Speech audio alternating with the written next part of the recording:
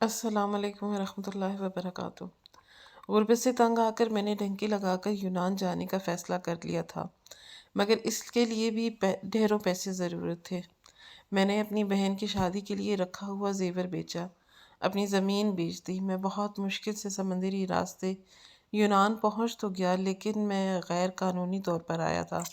مجھ کو کہیں کام نہیں مل رہا تھا، میری حالت بھوک سے مرنے والی ہو گئی تھی۔ میں کچے سے کھانا ڈھونڈ رہا تھا جب اچانک شاہد: بیٹا جلدی سے گھر پہنچو، تمہارے ابا کی حالت ٹھیک نہیں ہے۔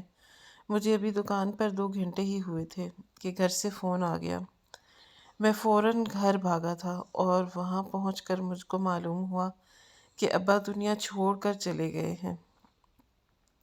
میرے ابا الیکٹریشین تھے اور پچھلے ماہ ان کو کسی بلڈنگ میں کام کرتے ہوئے شدید بجلی کے جھٹکے لگے تھے اور وہ بہت بری حالت میں ہاسپٹل پہنچائے گئے تھے۔ کئی روز مسلسل علاج کے بعد جب انہیں گھر بھیجا گیا تو ڈاکٹر نے کوئی تسلی بخش بات نہیں کی تھی اور کہا تھا کہ شاید وہ ساری عمر چارپائی پر ہی گزار دیں۔ میری عمر اس وقت 18 سال تھی اور مجھے بہت تھوڑا بہت بجلی کا کام آتا تھا۔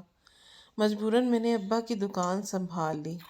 اماں کو اب اس کام سے بہت ڈر لگنے لگا تھا، لیکن گھر والوں کو پیٹ بھی تو بھرنا تھا۔ میں بت بنا اپنے باپ کے جنازے کو دیکھ رہا تھا۔ میری ماں اور بہنیں داڑیں مار مار کر رو رہی تھیں۔ مجھے محلے کے بزرگ اٹھا کر باہر لے گئے تاکہ قبر اور تدفین کے انتظامات کیے جا سکیں، اور میں چپ چاپ ان کے ساتھ لگا رہا۔ غسل کے بعد جب میں ابا کو ان کی آخری منزل کی طرف روانہ کرنے کے لیے تیار کر رہا تھا تو مجھے محسوس ہوا جیسے میرے ابا مجھ سے التجا کر رہے ہوں کہ میں ان کے بچوں کو بے سہارا نہ چھوڑوں۔ کچھ محلے والوں اور رشتہ داروں کی باتیں میرے قدموں کے نیچے سے زمین کھینچ رہی تھی کہ عابد علی بھری دنیا میں اپنے بچوں کو اکیلا چھوڑ کر چلا گیا۔ بھلا وہ دنیا کا مقابلہ کیسے کرے گا اور کیسے اپنے خاندان کو سنبھالے گا؟ بڑی مشکل سے ماں اور بہنوں سے اپنے ابا کی چارپائی چھڑوا کر میں جنازے کے ساتھ باہر نکلا تھا۔ میرے ساتھ میں میرے 7 سال کے بھائی کا ہاتھ بھی تھا۔ قبرستان تک میں ابا سے باتیں کرتا گیا۔ تدفین کے بعد کافی دیر تک ان کا سرہانہ پکڑ کر میں بیٹھا رہا۔ مجھے تو کچھ بھی معلوم نہیں تھا میں یہ سب کچھ کیسے کر پاؤں گا، اور پھر تھک ہار کر میں گھر واپس پہنچا تو گھر والوں کو سنبھالتے سنبھالتے میں خود ٹوٹ کر بکھر گیا۔ صدمہ ہی اتنا بڑا تھا اور میں چھوٹی سی عمر میں ہی اپنے گھر کا بڑا بن گیا تھا۔ مجھ سے بڑی 2 بہنیں تھیں، رضیہ اور سلطانہ۔ دونوں کی شادی کے لیے ابا نے اپنی حیثیت کے مطابق تیاری کر رکھی تھی، اور اگر ابا کے ساتھ یہ حادثہ نہ ہوا ہوتا تو چند ماہ کے بعد ان دونوں کی رخصتی کرنی تھی۔ چند دن دکان بند رہنے سے بھی گھر میں نوبت بھوک تک پہنچ چکی تھی۔ میں نے دکان سنبھالنے کی بھی کوشش کی تھی، مگر میرا کام نہ ہونے کے برابر تھا۔ گھر کے حالات ایک دم سے خراب ہوئے تھے۔ دوست، رشتہ دار اور جان پہچان والوں نے سب نے ہی منہ موڑ لیا تھا۔ میری ماں عدت میں تھی اور میں باہر در در بھٹک رہا تھا۔ میں کوشش میں تھا کہ مجھے کوئی مناسب نوکری مل جائے، لیکن نوکری تو تعلیم یافتہ لوگوں کو بھی نہیں ملتی۔ میں نے تو صرف میٹرک ہی کیا تھا۔ دکان مصروف جگہ پر تھی، اس لیے کرایہ بھی زیادہ تھا اور بجلی کے بل بھی۔ میں نے بے بسی سے اماں کی طرف دیکھا تو انہوں نے میرے حالات سمجھ کر مجھے دکان چھوڑنے کی اجازت دے دی تھی۔ میں نے ابا کا سامان اٹھا کر گھر لا کر رکھ دیا اور دکان خالی کر دی۔ میں نے کئی چھوٹے موٹے کام کرنے کی کوشش کی، کبھی چاٹ کی ریہڑی لگاتا اور کبھی کلفیاں بیچنے کی کوشش کرتا۔ میں نے رات کی وقت ٹرکوں کے اڈے پر سامان بھی اتارا اور دن میں پیٹرول پمپ پر بھی کام کیا۔ مجھے ایک دم سے احساس ہوا تھا کہ نہ جانے ابا یہ سب کیسے سنبھال کر چل رہے تھے۔ میں تو چند ہی روز میں نڈھال ہو گیا تھا۔ اچانک ہی میرے ماموں کا لڑکا امجد پاکستان پہنچا اور سیدھا ہمارے گھر ابا کی تعزیت کرنے کے لیے آ گیا۔ وہ 9 سال بعد پاکستان واپس آیا تھا۔ وہ ڈنکی لگا کر یونان گیا تھا۔ کچھ عرصے گھر والوں سے رابطہ نہیں ہوا اور پھر کرتے کرتے وہ فرانس پہنچ گیا۔ اس نے جب ہمارے حالات دیکھے تو اماں سے کہنے لگا کہ پھپھو ذرا سی تکلیف برداشت کر کے شاہد کو یونان بھیج دو، اللہ نے چاہا تو کچھ عرصے میں ہی گھر کے حالات بدل جائیں گے۔ اماں یہ بات سن کر کچھ پریشان سی ہو گئیں۔ شام کو جب میں گھر پہنچا تو اماں نے مجھے امجد کی آمد کا بتایا اور یہ بھی بتایا کہ وہ یونان جانے کا مشورہ دے کر گیا ہے۔ میں اس وقت خاصا کم عمر تھا، اس لیے نہیں جانتا تھا کہ باہر جانے میں کس قسم کے مسائل درپیش ہو سکتے ہیں۔ میں نے فوراً ہی امجد بھائی کا نمبر لیا اور ان سے ملاقات کی۔ انہوں نے مجھے اپنے سفر اور پھر کامیابی کے بارے میں کچھ طرح باتیں بتائیں کہ مجھے لگا کہ شاید اب باہر جا کر ہی میں پورا گھر سنبھال پاؤں گا اور ساتھ ہی بہنوں کی شادی بھی تو کرنی تھی۔ انہوں نے مجھے اس ایجنٹ سے ملوا لیا جس کے ذریعے وہ باہر گئے تھے۔ ایجنٹ نے مجھے گارنٹی دی کہ وہ باقی ایجنٹوں کی طرح مجھے بیچ راستے میں کہیں نہیں چھوڑ کر بھاگے گا، اور میرے حالات دیکھتے ہوئے مجھ سے 12 لاکھ روپے مانگ لیے۔ باقی سب سے وہ 18 لاکھ روپے لے رہا تھا۔ 12 لاکھ روپے میں میرے لیے ایک بہت بڑی رقم تھی۔ میں پریشان ہو کر ماں کے پاس چلا گیا۔ انہوں نے مجھے پریشان دیکھا تو جب پوچھا تو میں نے انہیں ساری بات بتا دی۔ اماں نے مجھے اپنے ہاتھوں سے سونے کی چوڑیاں نکال کر دیں اور کہا کہ انہیں بیچ ڈالو، اور کچھ قرض مجھے امجد بھائی بھی دے رہے تھے۔ گاؤں میں ابا کی تھوڑی سی زمین تھی، میں نے کچھ زمین بیچ دی اور پھر سب سے آخر میں بہنوں کا زیور بھی بیچ دیا۔ اماں زیور دیتے ہوئے کافی اداس اور رنجیدہ تھیں۔ میں نے اماں کو گلے لگا کر وعدہ کیا کہ اماں جتنا زیور بیچ رہا ہوں انشاءاللہ دعا کرنا اس سے زیادہ بنا کر دوں گا۔ یوں میں ایجنٹ کے ذریعے یونان پہنچ ہی گیا۔ طویل سمندری سفر کے دوران بار بار مجھے اپنا خدا یاد آ رہا تھا۔ ہر روز خبروں میں بتایا جاتا تھا کہ ڈنکی لگاتے ہوئے کہیں سے کشتیاں ڈوب جاتی ہیں۔ ہمیں یونان پہنچا کر ایک بڑی عجیب سی جگہ کچھ عرصہ چھپا کر رکھا گیا، جہاں پر ایک ایک کمرے میں 40-50 افراد رہتے تھے۔ وہ مشکل کھانا ملتا تھا۔ ایک روز شور مچا کہ پولیس کو اس ٹھکانے کا پتہ چل گیا ہے، اس لیے جس کا جدھر منہ ہوا وہ بھاگ نکلا۔ حالانکہ ایجنٹ نے یہ کہا تھا کہ وہ ہمیں کچھ نہ کچھ کام ڈھونڈ کر دے گا اور آہستہ آہستہ ہم وہاں پر قانونی طور پر رہنے کے لیے کوشش کر پائیں گے، لیکن ایسا کچھ نہیں ہوا۔ اچانک بھاگنے کی وجہ سے صرف کاغذات اور کچھ کپڑے ساتھ ہی، باقی سارا سامان وہیں پر رہ گیا۔ دنوں کا حساب لگایا تو مجھے یہاں پہنچے ہوئے 1 مہینہ ہونے والا تھا، اور اب تک میری گھر والوں سے کوئی بات نہیں ہوئی۔ 2 دن اس عالم میں گزرے۔ تیسرے روز میں نے اپنی بھوک کے حادثوں سے مجبور ہو کر کچرے میں سے کھانا ڈھونڈ کر کھانا نکالا اور کھانے لگا۔ میری آنکھوں سے آنسو بہہ رہے تھے اور میں بے اختیار گھر کا یاد کر رہا تھا۔ میں ایک نوجوان لڑکا تھا، لیکن اس وقت میری حالت بچوں سے بھی بدتر تھی۔ اچانک کسی نے میرے کندھے پر ہاتھ رکھا اور میں ڈر کر روٹی کے سوکھے ٹکڑے ڈسٹ بین میں پھینک کر وہیں سے بھاگنے لگا، اور مجھے زوردار ٹھوکر لگی اور میں زمین پر گر گیا۔ تھوڑی دیر بعد جب میں نے ڈرتے ڈرتے سر اٹھا کر دیکھا تو میرے سامنے ایک بوڑھی عورت کھڑی تھی۔ اس کے چہرے پر میرے لیے بے انتہا فکر تھی، لیکن مجھے اس سے شدید خوف محسوس ہو رہا تھا، اور میرے پاس بیٹھ کر مجھ سے پوچھنے لگی، لیکن مجھے انگریزی نہیں آتی تھی۔ پھر اس نے اشاروں میں بتایا کہ وہ مجھے کھانا کھلانا چاہتی ہے، اور میں ڈرتے ڈرتے اس کے ساتھ چل پڑا۔ اس نے مجھے بیکری سے کھانے پینے کا سامان لے کر دیا۔ اتفاقاً بیکری میں موجود ایک شخص بھارت کا تھا۔ اس نے جب مجھ سے اردو زبان میں بات کی تو میں بے اختیار رو پڑا اور اس سے ساری کہانی سنا دی۔ اس شخص نے نامعلوم زبان میں بوڑھی عورت کو میرے بارے میں بتانا شروع کر دیا تو وہ بڑے افسوس کے ساتھ سر ہلانے لگی، اور پھر اسی بھارتی شخص سے کہا وہ مجھے اس کا ترجمہ سنائے۔ اس بھارتی نے کہا کہ وہ بوڑھی عورت مجھے اپنے ساتھ لے کر جانا چاہتی ہے، اکیلی رہتی ہے اور بے اولاد ہے۔ میں نے ایک لمحے کے لیے کچھ سوچا اور پھر اپنے ہاتھ میں موجود کھانا دیکھا اور میں فوراً اس عورت کے ساتھ چلنے کے لیے تیار ہو گیا، کیونکہ بھوک سے بڑی کوئی بلا نہیں ہوتی۔ میں نے یہ پچھلے 1 ماہ میں جان لیا تھا، اور یوں شاید خدا کی میری بھلائی منظور تھی، اور وہ عورت مجھ کو اپنے ساتھ اپنے گھر لائی۔ میں اس کے ساتھ اس سے گھر کے چھوٹے موٹے کام کرواتا، اور رفتہ رفتہ وہ مجھے انگریزی زبان سکھا رہی تھی۔ ساتھ میں مجھے اس بھارتی شخص کا بھی بڑا سہارا تھا، جس کا نام محمد ثاقب تھا۔ میں نے اس عورت کو اپنے گھر کے حالات کے بارے میں بتایا اور کہا کہ میں اپنے گھر والوں کی ایک ہی امید ہوں، جسے انہوں نے یونان بھیج دیا۔ میرے گھر میں پیچھے بھوک کا بسیرا ہے۔ یہ سنتے ہی وہ عورت، جسے اب ماں کہنے لگا تھا، پریشان ہو گئی اور مجھے معقول رقم دے کر کہا کہ میں اسے پاکستان بھجوا دوں۔ وہ بھارتی مجھے اپنے ساتھ لے گیا۔ ہنڈی کے ذریعے وہ پیسے بھجوا دیے۔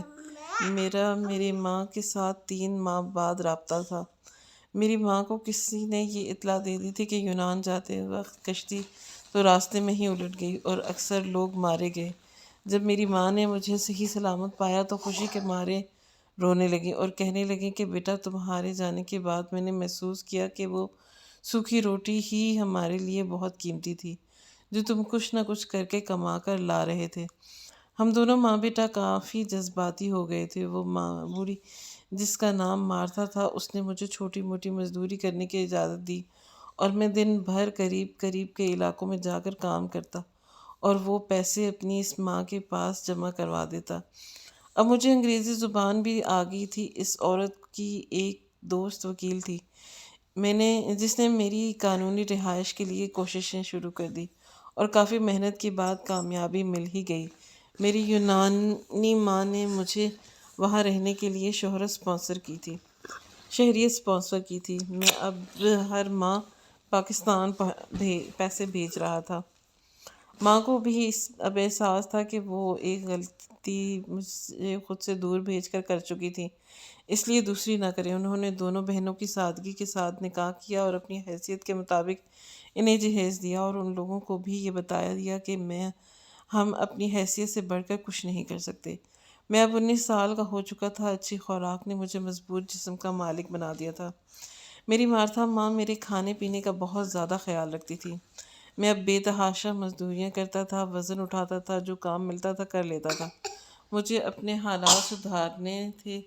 میرا انڈین دوست محمد ثاقب اور مارتھا دونوں نہیں دیکھ کر بہت خوش ہوتے تھے اور میرا حوصلہ بڑھاتے تھے۔ دیکھتے ہی دیکھتے 4 سال گزر گئے۔ اماں نے پاکستان میں گھر بنا لیا تھا اور اب وہ پیسے جمع کر رہی تھیں تاکہ کچھ دکانیں خرید کر کرائے پر دے سکیں۔ میں بڑا مطمئن تھا اور اللہ تعالیٰ کا شکر ادا کرتا رہا۔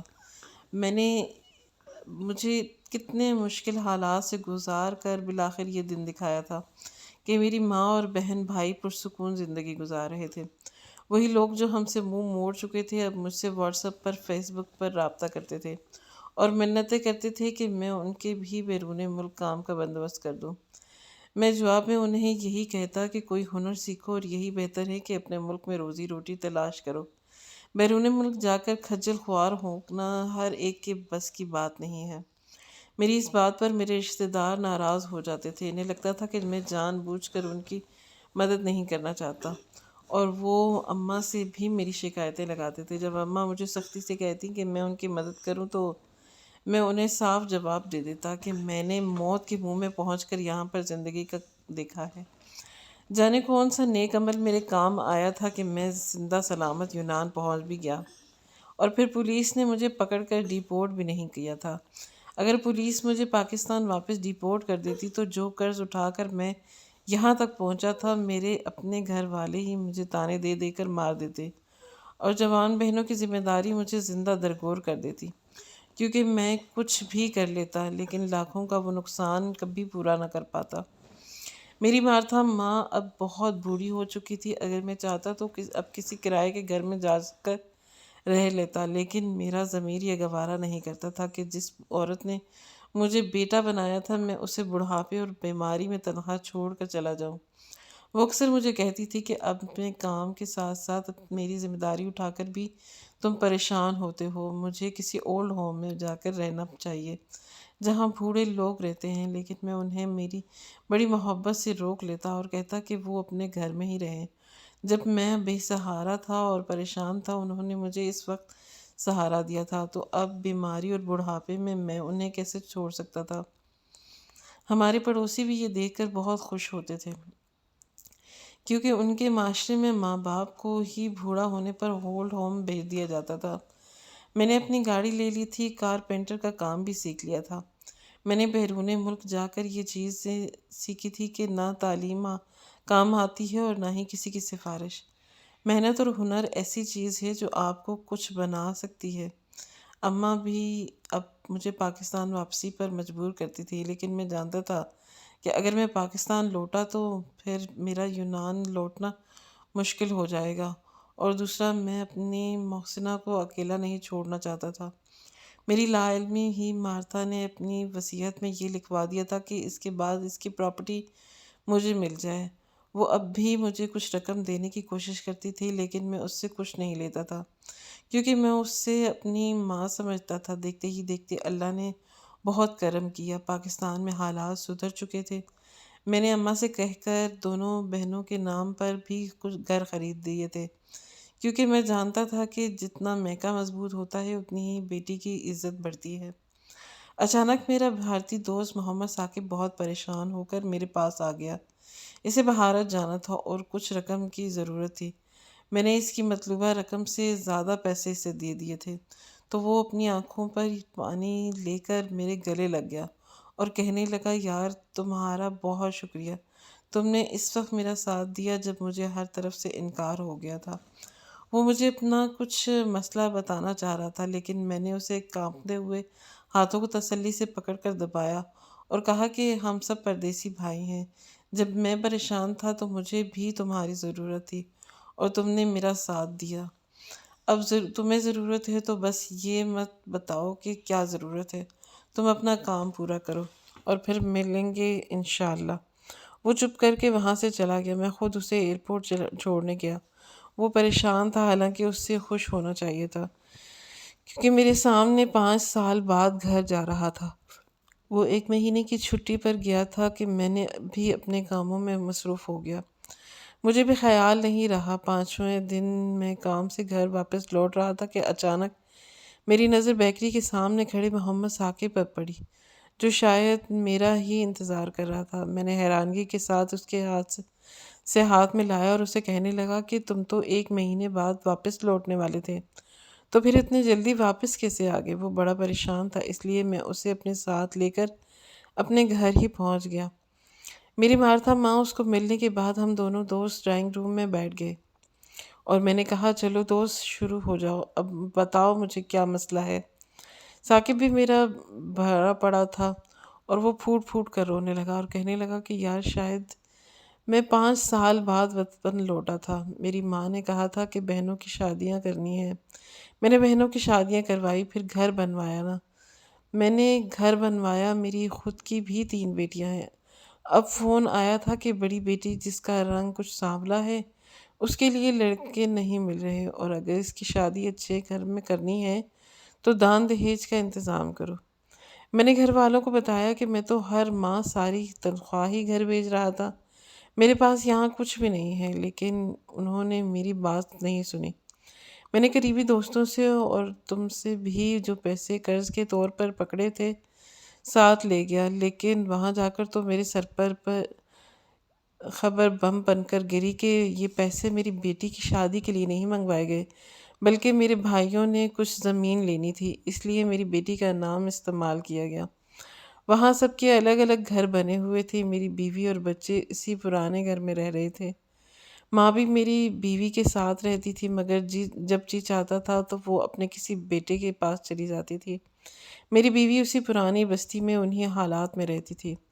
مجھے تو لگا تھا کہ سبھی لوگ اسی گھر میں رہتے ہیں، مگر ان سب کے تو اپنے اپنے بنگلے بنے ہوئے تھے۔ سب سے زیادہ برا اس لیے لگا کہ میری دونوں چھوٹی بیٹیاں کافی خوبصورت ہیں، ان کے لیے چچا اور پھپھو تیار بیٹھے ہیں رشتے کے لیے، لیکن میری بڑی بیٹی کو کوئی پوچھ ہی نہیں رہا اس بات پر۔ جب میں نے اماں سے بات کی تو وہ میرے سامنے ہی کہنے لگیں کہ ایسی لڑکی کو کون اپنی بہو بنائے گا جس کی رنگت میں سیاہی کھلی ہو، سبھی کو اپنی نسل خوبصورت چاہیے۔ مجھے بڑا دکھ ہوا اور افسوس بھی ہوا کہ آج کے زمانے میں بھی یہ رنگ اور روح کی بات ہوتی ہے۔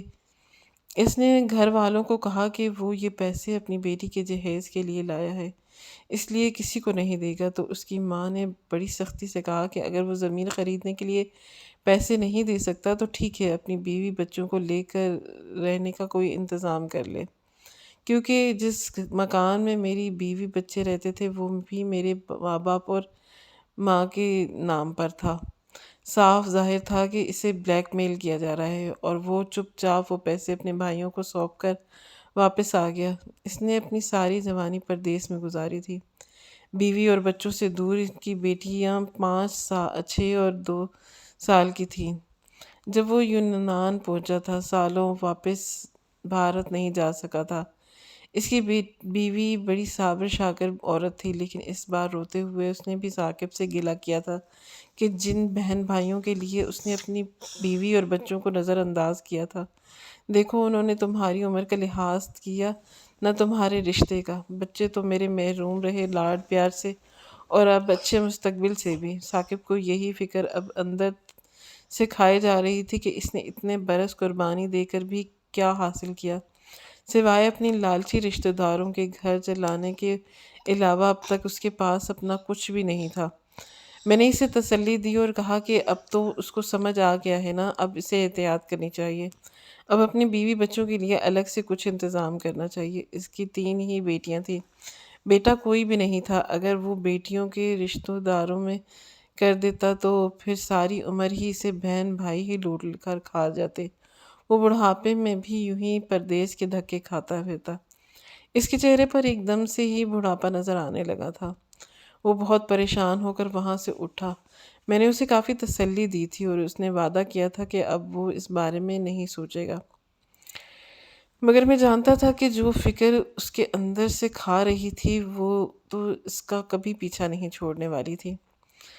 میں اب کام سے واپسی پر اس کے ساتھ وقت گزارنے لگا تھا تاکہ اس کی پریشانی کچھ کم ہو اور وہ دل لگا کر اپنے کام پر دھیان دے۔ کچھ دنوں سے اس کی طبیعت بہت خراب تھی۔ میں زبردستی اسے ڈاکٹر کے پاس لے کر گیا تو معلوم ہوا کہ اس کے دل کے 3 وال بند ہو چکے ہیں۔ کافی پریشانی والی بات تھی، لیکن میں نے اسے تسلی دی۔ میں اس کا علاج اپنے خرچے پر کروانا چاہتا تھا، لیکن وہ ضد پر اڑا رہا اور کہنے لگا کہ میں کچھ دن بعد ہی علاج کرواؤں گا۔ ڈاکٹر نے اسے سختی سے کہا تھا کہ کسی بھی وقت کچھ بھی ہو سکتا ہے، لیکن اس نے مجھ سے 3-4 دن کی مہلت مانگی اور کہا کہ میں پھر خود ہی تمہارے ساتھ ڈاکٹر کے پاس چلا جاؤں گا۔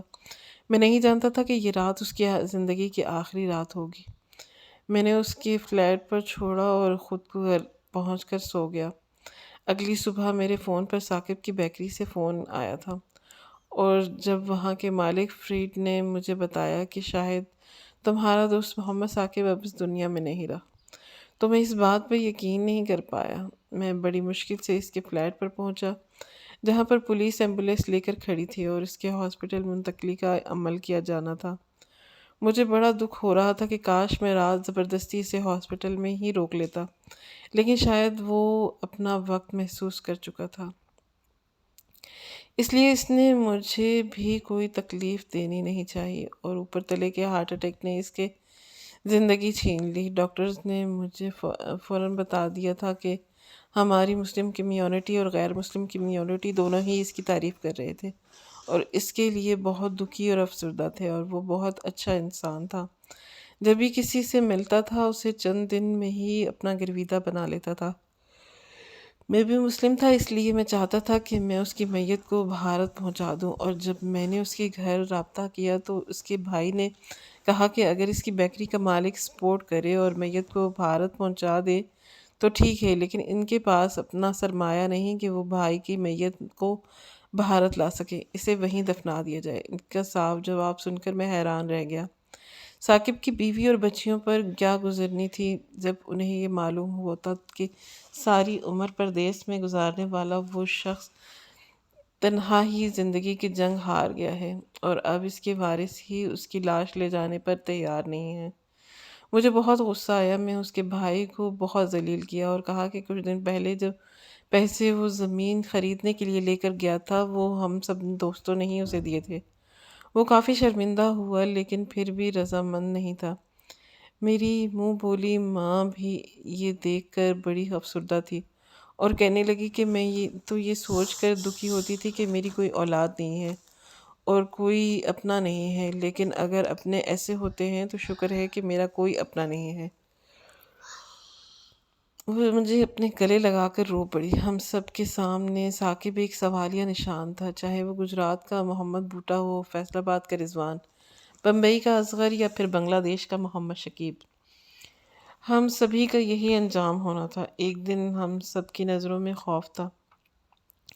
اللہ کا شکر تھا کہ میرے پاس کافی رقم جمع تھی اور میری منہ بولی ماں نے بھی مجھے کافی رقم بھی، میرے دوستوں نے بھی اس مقصد کے لیے پیسے جمع کیے اور میں بنگلہ دیش دوست شکیب ہم دونوں پورے 20 دن بعد محمد ثاقب کی میت لے کر بھارت پہنچ گئے۔ ہم سب نے اپنی نظروں سے دیکھا کہ اس کی بیوی اور بیٹیوں کے کیا حالات تھے۔ میں نے چپکے سے کچھ رقم اس کی سب سے بڑی بیٹی سکینہ کے ہاتھ پر رکھی۔ وہ میری طرف دیکھ کر رو پڑی۔ میں اور شکیب کئی دن وہاں پر رہے۔ گاؤں کے سبھی لوگوں نے ہماری بڑی عزت کی۔ گاؤں کے لوگ بھی جانتے تھے کہ گھر والوں نے میت کو منگوانے میں سپورٹ نہیں کیا اور ہم دوست اپنے دوست کی میت کو چھوڑنے کے لیے بھارت پہنچے تھے۔ شکیب جو اس کی رسم و رواج کو اچھی طرح سے جانتا تھا، اس نے میری رضامندی سے گاؤں والوں کے سامنے ایک حل پیش کیا۔ اس نے میری طرف سے سکینہ کے لیے نکاح کا پیغام دیا۔ گاؤں کے بڑے بزرگوں کا پریشر تھا اور کچھ اس کے بھائی اور ماں باپ ہمارے تیور بھی دیکھ رہے تھے۔ اس پیغام پر فوراً ہاں ہو گئی۔ سکینہ کی ماں اور بہنیں بھی ایک چیز سے بہت خوش تھیں اور یوں ایک سوگواری والے ماحول میں ہی میں نے سکینہ سے نکاح کیا اور پھر یونان کی ایمبیسی میں اس کے کاغذات بننے دے کر میں واپس یونان لوٹ گیا۔ میرا مقصد میرے دوست کی روح کو سکون پہنچانا تھا اور میں خود بھی اپنے ایسے انجام سے ڈر گیا تھا۔ مجھے یونان میں 12 سال ہو گئے تھے، لیکن کبھی میری ماں یا بہن نے مجھے شادی کے لیے پوچھا تک نہیں تھا۔ 4 ماہ بعد جب ثاقب کی بیوی کی عدت پوری ہوئی تو میں ایک بار پھر سے بھارت گیا۔ میں روز ہی سکینہ سے ویڈیو کال پر بات کرتا تھا اور اس نے میرے مشورے سے چھپ کر اپنے پورے خاندان کے کاغذات بنوا لیے تھے۔ ثاقب نے دکھی دل کے ساتھ یہ دنیا چھوڑ دی تھی۔ کاش میں اس کی زندگی میں ہی یہ کام کر دیتا تو اتنا پریشان نہ ہو کر نہ جاتا۔ میرے پاس اب یونان کی شہریت تھی، اس لیے میں سکینہ کو اپنے ساتھ لے گیا اور اس کے خاندان کو اپنے کچھ عرصے بعد بلوا لیا۔ جب میری ماں کو پاکستان میں خبر کی گئی تو میں نے ایک بھارتی لڑکی سے شادی کی تو وہ بڑی ناراض ہوئی تھی اور کہنے لگی کہ تمہیں کوئی پاکستانی لڑکی نہیں ملی تھی؟